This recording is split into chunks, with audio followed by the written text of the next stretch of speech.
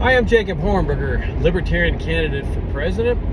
And as you can see, I'm here driving in my vehicle. I just attended a big conference in Pittsburgh, Pennsylvania, and I'm on my way to Bangor, Maine for the Maine Libertarian Party State Convention. It's about 15 hours or so, and I've got a long drive, but I've already eliminated much of it, and I'm on the last stretch.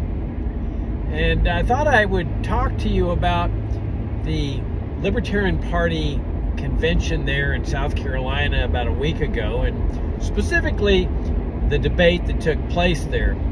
Got some opportunity here along this drive to share some thoughts with you, and so I thought I would do that. Before the debate in South Carolina, the presidential candidates were permitted to deliver a pre-debate statement to the convention. It was about 3 minutes long. I've put a reproduction of that talk on my campaign website at jacobforliberty.com and also on YouTube. But essentially my message was this, that there's a brand new poll that just came out from the Wall Street Journal that states that the Libertarian Party presidential candidate gets 1%. Which is essentially what our presidential candidate got in the 2020 presidential race. So nothing has changed over the last 3 years. And if nothing has changed over the last 3 years, it's a virtual certainty that things are not going to change over the next 12 months. So we already know effectively what the outcome of the 2024 election is, insofar as the Libertarian Party presidential candidate is concerned. And that's the standard 1%. Now, the common explanation for this tsunami-sized 99% rejection rate among the American electorate is that we just haven't gotten our message out. And as I said to the South Carolina Libertarians, I have a different explanation for this phenomenon. And that is that a bad message. In fact, my confession that I made there before the South Carolina Libertarians is that I'm with the 99%. And I will vote Libertarian to get our numbers up, but I reject this message that we've been putting out as much as they do, the 99%. It's a bad message. It's a message that is based on what can be called reform-oriented and Republican-light. And I reject the message, and I think it deserves to be rejected, just as 99% of the electorate do. Now, in the debate, much of the debate revolved around Social Security. And so I want to comment on the different perspectives that were taking place on this particular issue, because it really does demonstrate the point that I'm making, and that is that there is no constituency among the American voters for the reform-oriented Republican-light message that all of my opponents favor in this race. Or I should say there is only a 1% constituency. And if Bobby Kennedy Jr. ends up getting on enough ballots in enough states, there's no question but that he's going to also suck votes away from the Libertarian presidential candidate, which means that we may very well be returning to the Harry Brown era of 0.05 and 0.03% of the vote. But in any event, we know that the message maxes out at 1%. That's what the Wall Street Journal poll is reflecting, and the controversy surrounding Social Security provides a perfect demonstration of this phenomenon, that the message itself is a bad message and has no constituency for it. Let me begin by setting forth what my position is on Social Security, and then we'll talk about what the position of my opponents is. Social Security is the crown jewel of American socialism. Now, we all know that socialism, the pure sense of socialism, involves a system where the government owns everything. Everybody works for the state. This is the North Korean system, for example. Everybody's an employee of the state. But long ago, socialists realized that that was going to be a hard sell for people like in the United States that had a free market economic system, a capitalist economic system, if you will. And so they came up with the idea of just enacting socialist programs that would move societies toward full socialism, but do it part way. And one of these programs was Social Security. It actually originated among socialists in Germany, and then it was imported into the United States, and it became an established government program in the 1930s under the presidential regime of Franklin Roosevelt. Americans had lived without socialism for more than 100 years. So this was truly a transformative event under Roosevelt's so-called New Deal program. It was supposedly designed to alleviate the suffering of the Great Depression, but in actuality, it was intended to become a permanent socialist program in American life. And it was I hold one of the biggest mistakes America ever made. It's an insidious program. See, socialism has been the bane of mankind. It produces conflict, hostilities. It's based on envy and covetousness. And it's based on the notion, these socialist programs are, of taking money from people to whom it rightly belongs and giving the money to people to whom it does not belong. That's the essence of these socialist programs. It's the Marxian principle, from each according to ability to each according to need. It has really destroyed freedom in the world. There is no way that people who live under socialism can genuinely be considered free. Socialism and freedom, especially economic freedom, are opposites. So if you live under socialist programs, you're not living in a free society. Now, libertarians understand these principles. The Libertarian Party has always stood against socialism. The Libertarian Party presidential candidates, the ones I'm running against, will tell you that they're all anti-socialism and pro-free market. So I hold that in order to lead America to freedom, which is, I consider, our job in the Libertarian Party, that's our responsibility, to lead America to freedom, we have to make the case for freedom, which necessarily means the elimination of socialism, the repeal of socialism, the dismantling of socialism. Because if all you do is reform socialism, you haven't achieved freedom. And if all you do is make the case for reforming socialism, then that's all people are going to think about, is reforming the infringements on freedom rather than thinking about what freedom entails in a genuine sense. So I believe that the only proper position that any libertarian presidential candidate should take is the case for the immediate repeal of Social Security, along with the immediate repeal of Medicare, Medicaid, government schooling, and all other socialist programs. Because then you're making the case for genuine freedom. The analogy is that I use sometimes is slavery.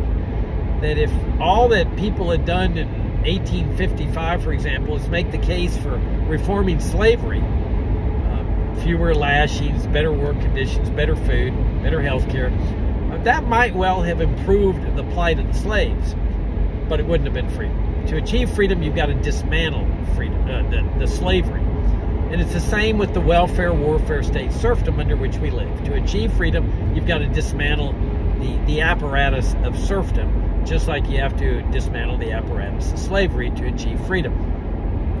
So that's my position. But I also believe that freedom works. That you could dismantle Social Security today, which is what we should do. It's an insidious program. It has created a mindset of dependency among the American people, including, unfortunately, among Libertarian Party presidential candidates. This sense that we couldn't survive without this socialist program, at least for a certain period of time. I say that's nonsense. That we would do fine.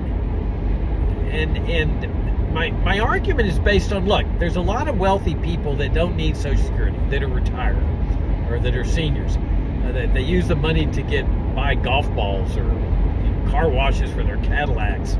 They don't need the money. And then there's people in the middle that will undoubtedly have to adjust. Some of them might have to go back to work. There's nothing wrong with that. know a lot of seniors that work, and it keeps them young. They're in the marketplace where they're interacting with young people. Or people might have to give up a vacation or give up buying a brand new car. They would have to adjust, but they would get along fine with the adjustment. There's people who are truly needy. There's no question about it. Somebody in a cancer ward, somebody that's disabled. But you see, that's where the faith and freedom comes into play. You've got children and grandchildren who would have the opportunity. They're no longer paying the taxes that fund this socialist program. The opportunity to pay back the parents for all the things that parents did for them. It's really a nice opportunity in life to help out your parents when their hour of need comes. And for people that don't have children or grandchildren or who are unwilling to do that, the churches of America are filled with people, faith-filled people. You never convinced me that the churches of America would not respond immediately to people in need. They already do that today. You've got any number of grant-making foundations that are intended to help people out.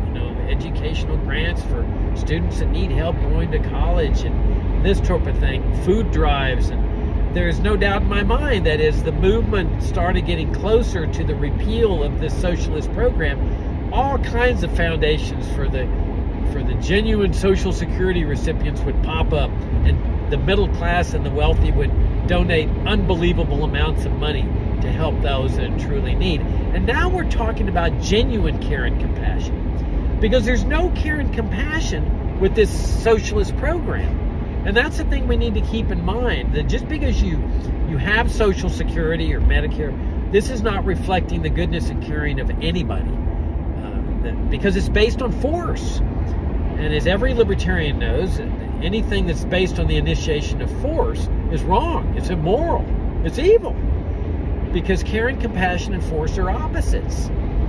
So, in fact, the core principle of our libertarian philosophy is what's called the non-aggression principle, where we oppose any initiation of force. And we even have in this party a pledge where if you want to join the Libertarian Party, you have to make a pledge that you vow never to support the initiation of force. Well, Social Security is based on the initiation of force because it's funded through taxation, through the terror of the IRS, one of the most tyrannical agencies in the history of this country. So there's no possibility of reconciling genuine care and compassion with socialism. The genuine care and compassion comes with the type of system that I favor, the free system, where you rely on people's voluntary support. And you have this conviction that freedom works, because I have no doubts that freedom works. And that's the message we need to be delivering to the American people. Unfortunately, that is not the message that comes out of my reform-oriented, Republican-light opponents for this nomination. So now let's examine their position, which came out in the presidential debate. Now, they've taken the debate down apparently temporarily to try to polish it up. I'm sure it'll be going live, and you'll be able to see what everybody's individual position is. But it all amounts to that we need to phase out this program. The standard phrase that's used is that we can't pull the rug out from people. They're dependent on this system. Another figure of speech is that we need an off-ramp.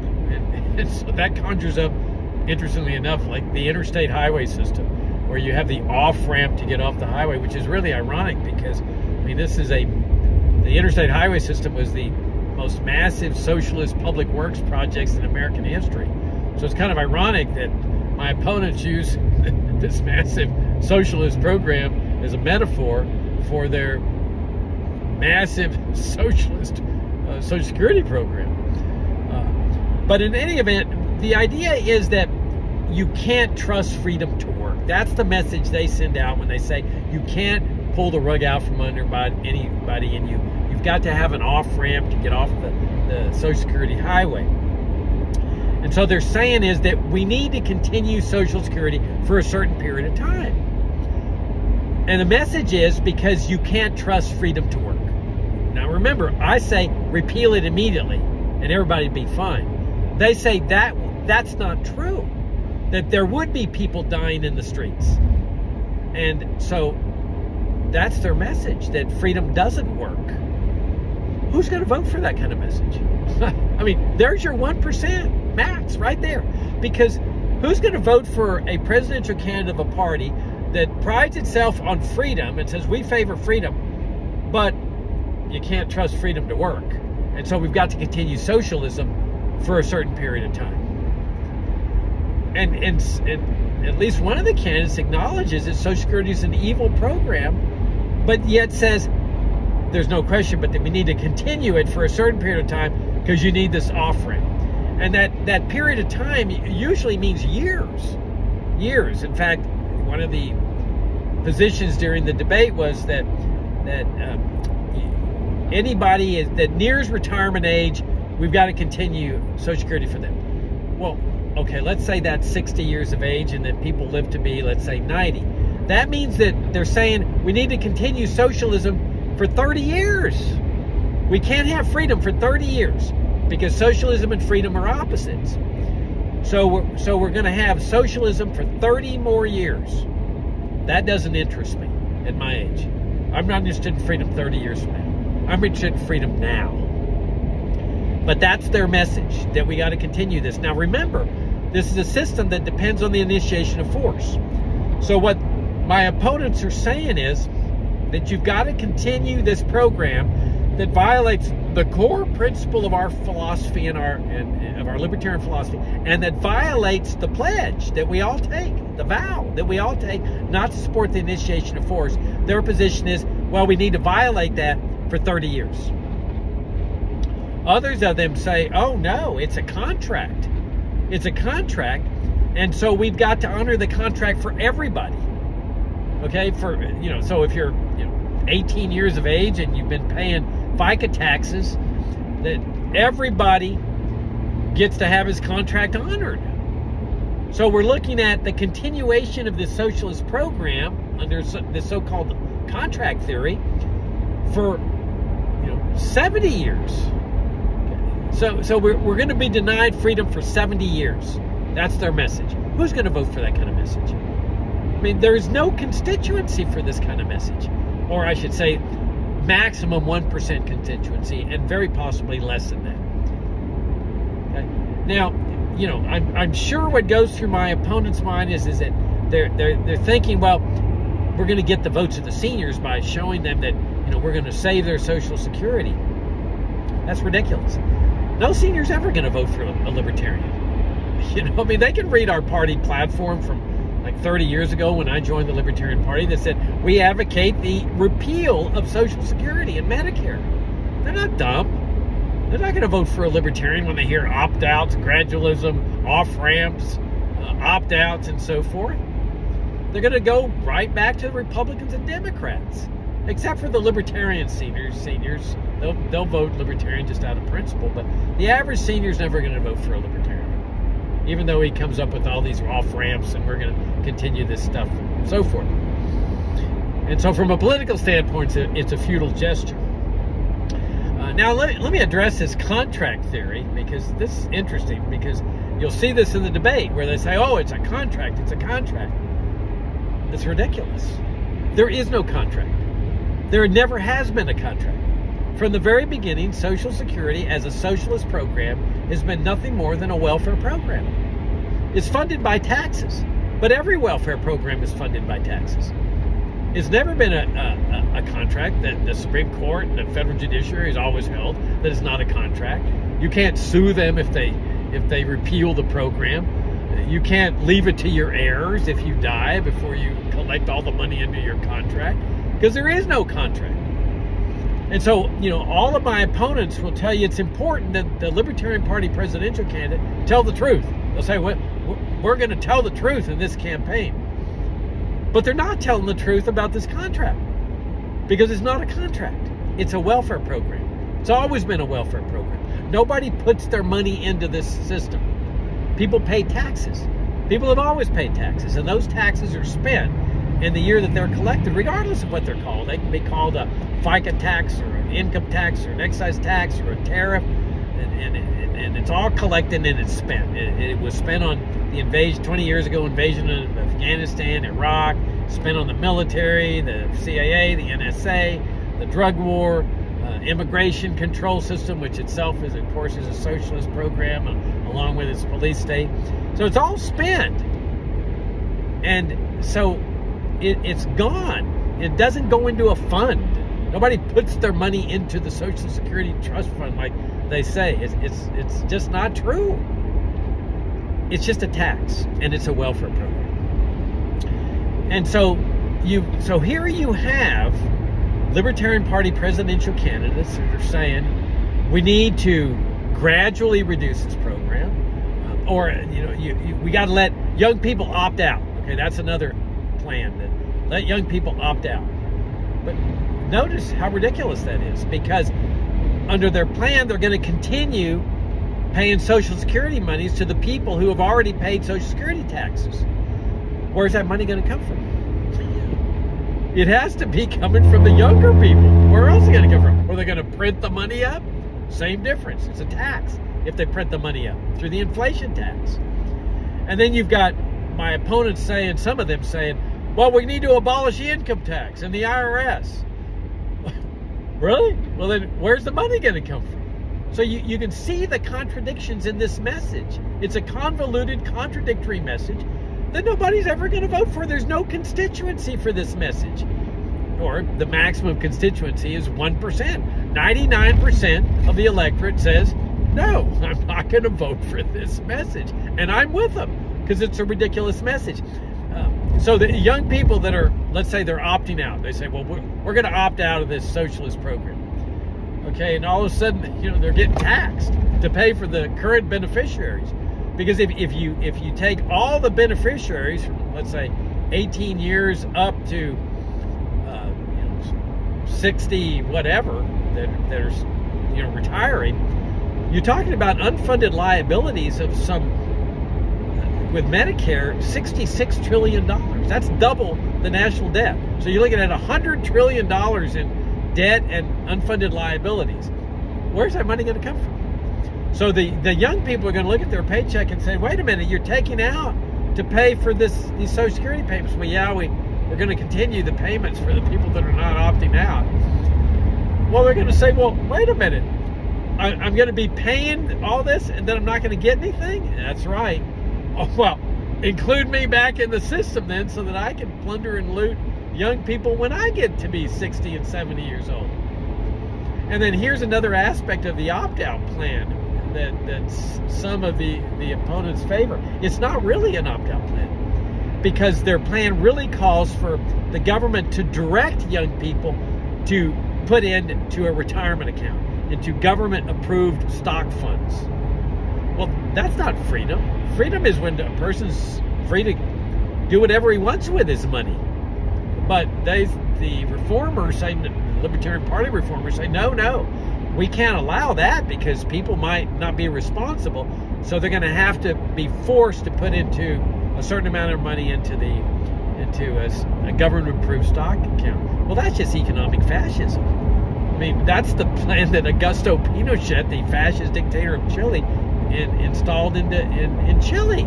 That's just economic fascism. Who's going to vote for a presidential candidate that is part of a party that stands against economic fascism, socialism, that stands in favor of free markets and voluntary charity, that is going to then endorse a socialist plan or a partial socialist plan or an off-ramp or a fascist plan? Do you see now why this is the 1% message? And we already know that it's maximum 1% because of the Wall Street Journal poll. This is why 99% of the electorate rejects this message. Now, I could go on and talk about Social Security, immigration socialism and the reform plans that my opponents have for that, or the immigration police state, or the educational reform plan that they favor, or the Medicare reform plan. But all that will come out in the course of the campaign. All I'm saying is that this reform message, Republican-like message, cannot garner a large number of votes.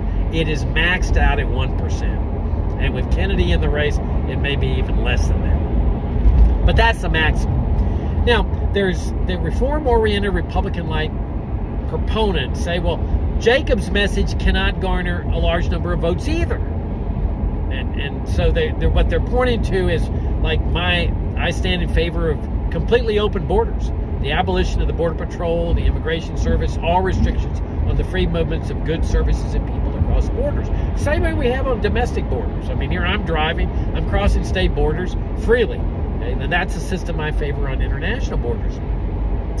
Well, they say, oh, well, nobody's going to vote for that kind of message, well, the reason they say that is they're thinking of Republicans, because they orient toward the Republican Party. Some of them endorse Republican candidates.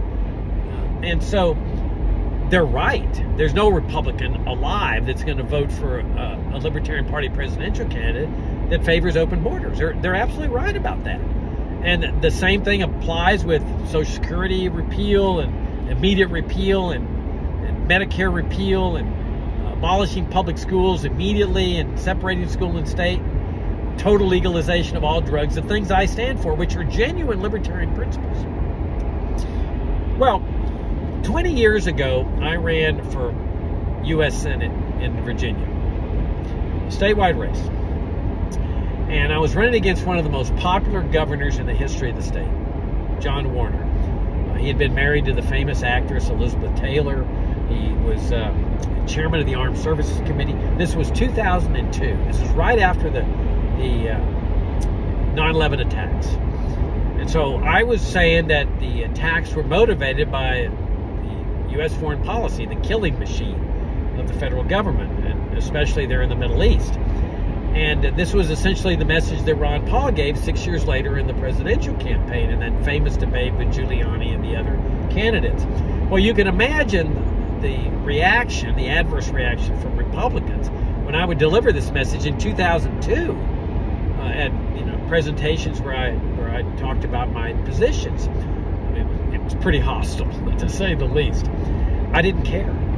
I knew that I would never get any vote of any Republican, and I didn't care. Because unlike the reform-oriented Republican-like opponents in this race who orient toward the Republican Party for votes, I don't. Now, the Democrats did not run anybody. They knew they couldn't beat Warner. But the LaRouche's ran a candidate, and she undoubtedly got all the Democrat protest votes, because no Democrat was going to vote for me who happened to be at the polls. I mean, I'm calling for the immediate repeal of Social Security, not vouchers. I would never support a socialist reform program like vouchers. I was calling for the repeal of all public schooling, mandatory attendance laws, school taxes, the separation of school and state, and of course the immediate dismantling of the whole welfare state, including Social Security and Medicare. So I knew no Democrat was ever going to vote for me, and I didn't care. And so my opponents at that time, they were mocking and ridiculing me. Those were the reform-oriented Republican lights of that time. And because Harry Brown had just gotten 0.03 in the presidential race in 2000, he had a plan to save Social Security, and he certainly was not an enthusiastic supporter of immigration, open borders. And so they were thinking that I was going to get my 0.01% or 0.02%, and they were ridiculing this. Well, at the end of this process, I garnered with this message 7% of the statewide vote. 106,000 people voted for this message. And they weren't voting for me because, nobody knew me from Adam. They were voting for this message. And here's the irony of this thing, that there's a big block of votes out there, of voters who will vote for our principles. They love our principles, but who will not vote for a reform-oriented Republican-like candidate that they max out at 1%, but who will vote for these principles because they love our principles. And this is what the Republican-like reform-oriented proponents in our party don't understand, because there's people in our party, here's the irony, that loathe our principles, that say our principles are the principles that I'm enunciating, which everybody agrees are genuine libertarian principles, But they say these are liabilities. These are an albatross. These are a negative that libertarians can't get elected with these principles. Here is 7% statewide votes for these principles. Notice the irony. Now, I have no doubts that I could double that today. 20 years later, we've made a lot of progress in 20 years. And the libertarianism is like a household name now, term. And I have no doubts that I could double that 7%. That's why I'm saying that this is the message. If you want a big breakout in the presidential vote, this is the only way that you're going to get it, with this message. And if I'd had a lot of money, and I didn't, I was on a shoestring budget, I could have easily gotten over 10%. No doubt in my mind. Now, 3 years ago, the reform-oriented Republican light proponents were saying the same thing. They were saying Jacob's message cannot garner votes. This genuine principled message that we need to go with more Republican-oriented positions, reform-oriented positions to garner votes. So we entered the primaries. We were in the presidential primaries in 9 states. The Libertarians were. And at the end of that process, I won 7 out of 9 primaries. Okay? Not because I'm anything special, because I'm not anything special, but because there's a big block of voters out there that will vote for these principles, that will vote for these messages. They may not join the Libertarian Party, but they love these principles. But they will not vote for a reform-oriented candidate. And it's got to be total. And that's why I say is that we need to change directions in this party if we're going to achieve a big breakout of 10 to 15%, which then may very well put us in a position to get into those debates. You're not going to get into the debates with this maximum 1%. It's not going to happen. But there's a big block of voters out there that can do this for us, that love our principles. Even though here inside the party, there's people that consider our principles to be a liability. Notice the irony of this. So, as I told the libertarians in South Carolina, everybody's got to do some soul searching here. I'm not naive. I know that this has become the dominant message of this party over the last 20, 25 years of reform and Republican light. But if you want freedom, genuine freedom, you got to change directions, because we already know the outcome of the 2024 election if we do the same thing over and over and over again and expect a different result. You can't expect a different result. We already know what the result is. That's the Wall Street Journal poll, 1%. We already know the result. It's done, it's cooked, it's baked, it's over. And the only way to achieve a big breakout is by changing directions completely, by abandoning completely this reform-oriented Republican-like message and run and restore the brand of principled libertarianism on which his party was founded, and run a presidential campaign that is based 100%, completely, no exceptions. Because this group out here, this block of voters, will not vote for exceptions. Their message maxes out at 1%. But if you run a campaign that is purely based on libertarian principles, including open borders, then you achieve this breakout of 10 to 15%. And it's the only way to achieve the breakout. There's no other way. So everybody's got to do some soul searching here. What do you want out of this party? What do you want out of life? Do you want to be free or not? And if you do want to be free, then this party has to lead America to freedom. And the way to do that is by making the case for freedom.